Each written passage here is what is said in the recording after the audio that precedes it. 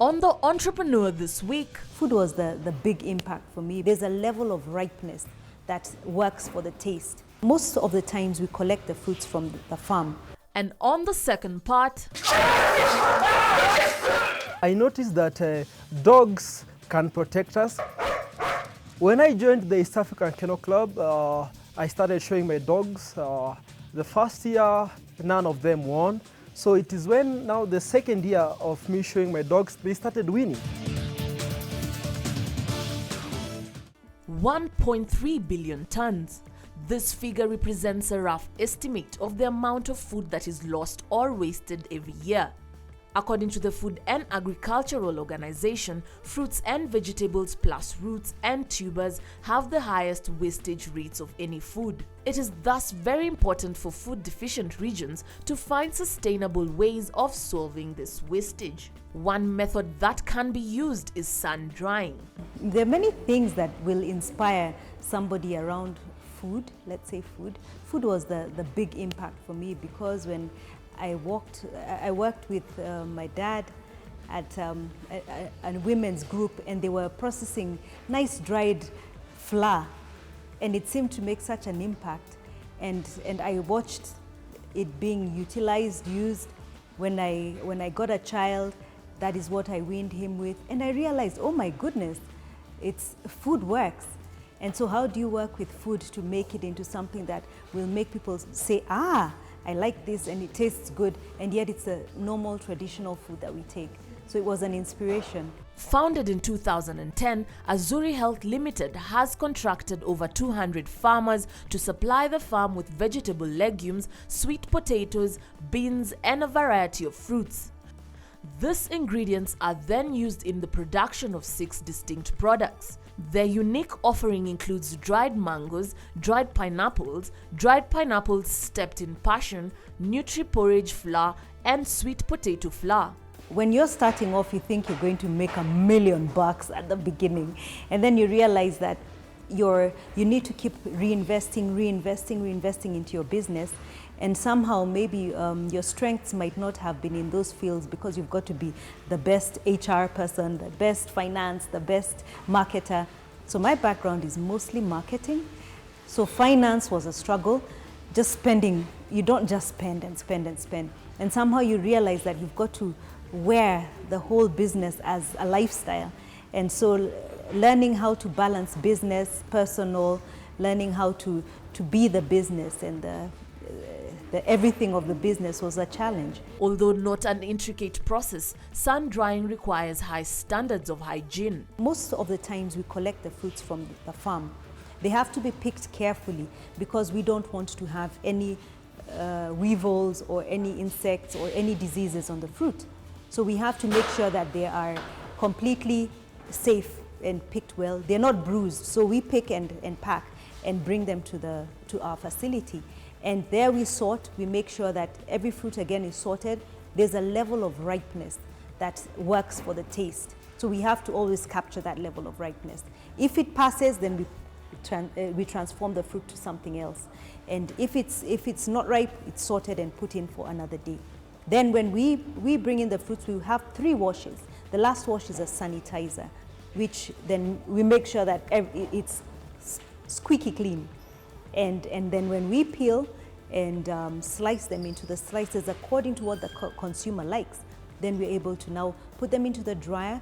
It takes maybe about a day or 2, depending on what method. There's the temperature control, and you don't want to cook them, you want to dry them. Just get the water out, retaining the nutrients. Tay sources her raw materials from farmers in Thika, Meru, Embu, and Moranga. Due to the competitive nature of fruit drying business, the 42-year-old has had to look for a unique selling point for her products. I think what makes us really unique is our offer of dried fruits without preservatives and natural. We really look for where the fruits are the sweetest, the tastiest, and then we convert them in a natural way. So what has happened is that then we have to be scientifically correct in what we are offering to the consumer. And then we package it in a way that is fresh, sustainable, and has a good shelf life. After receiving her early retirement benefits, Tay decided to invest more than 800,000 Kenya shillings into her venture. She is adamant that the sweetness of the business has made her more determined to succeed. It's a different experience. It's a good one. You would probably surprise yourself by liking them, because many times we come across what we are used to and run with that. But when you taste dried fruits, you wouldn't let them go. You'd just continue eating and eating them. What happens is that they're convenient. You can put in your pocket and keep having a snack as you go. They don't drip the juice because 80% of the fruit is water. So we just lose the water but keep everything else intact. So the taste is sharper, it's more succulent, it's just different and it's nice. Tay is a former marketer with British American Tobacco. After working with BAT for 5 years, this sociology and economics graduate from the University of Nairobi decided to venture into self-employment. She was intrigued by the prospects of making her own decisions in a career that she was passionate about. I keep thinking about it a lot. How come you're still here, you're still doing what you're doing? And yes, the challenges do get really hard. Apart from it having been a calling that you just can't not finish that thought process, I think it's exciting. And it's redefining what your success factor or success formula looks like. And to me, success is achieving an objective that either hasn't been achieved before, or it is a challenge that you feel you have a solution to at the end, and so you want to get there. Unlike most products produced by small and medium enterprises, Azuri Health Limited merchandise can be found in some of the leading supermarkets in the country. If we're missing on the shelf, that's a problem. They will call back and tell us that I can't find anything comparable, so you need to have it on the shelf all the time. So that's a good thing only as long as you make sure that you have things stocked on the shelf. Azuri Health Limited is not connected to the national grid. Instead, it manufactures its own power using solar and its own waste products.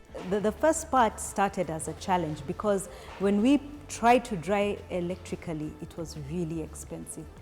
Power is expensive and you have to run a machine the whole day, 24 hours. And so we naturally went to look for cheaper ways to dry so that the products are accessible to the consumer. But as we went along, we realized, wow, we really need to preserve the environment, and it was easy to plug into what is working in the environment. And so when we decided to work with Biogas International and put up a system, which is a new innovation, a system that's powered by biogas, and so we've got solar and biogas working, and use the elements, the natural elements as far as you can go, then use our food waste to power the biogas, then powers the dryer. It just sounds right. On average, it takes 2 days to dry fruits using solar energy. A closer look at this production facility reveals that all employees are women. Why? Tay explains. Women are patient.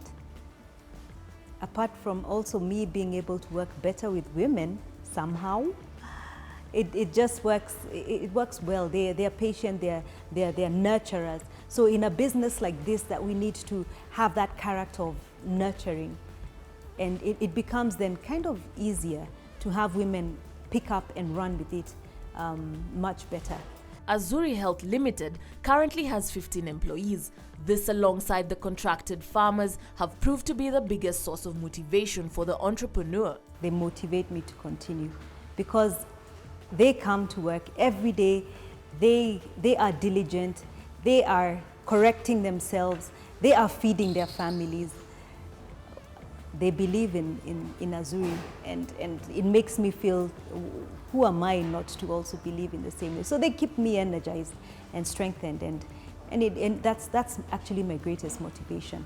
And then there's also the farmers that they are so happy to have a place to sell. By 2019, it's estimated that the global fruit and vegetable drying business will be worth approximately $240 billion. Right now it's vibrant, it's growing, it's making sense. There's a lot of, there's a buzz around drying. it's still challenging because the main factor of drying food is the hygiene. Hygiene has to be like paramount. It's got to be the center. It has to be the core of everything that anybody who's drying has to have. And so that is something that has to be overcome by a lot of new entrants into the market. But what happens is that, again, with the market growing, Kenya being vibrant, we are also getting a lot of good inquiries. So then our challenge now becomes, how do we scale? How do we produce fast enough to meet the demand that is out there in the market? So, what message does Teimu Kunya have for would-be entrepreneurs? To learn your business, to learn what it is that you're doing, and to be always at the forefront of understanding how the process works. And then also to learn your weaknesses quickly so that you can be able to either learn how to do things differently or correctly, or overcome your shortcomings, or find somebody who can. But reaction time also, quick reaction time helps a lot. Don't go away. The Entrepreneur will be right back.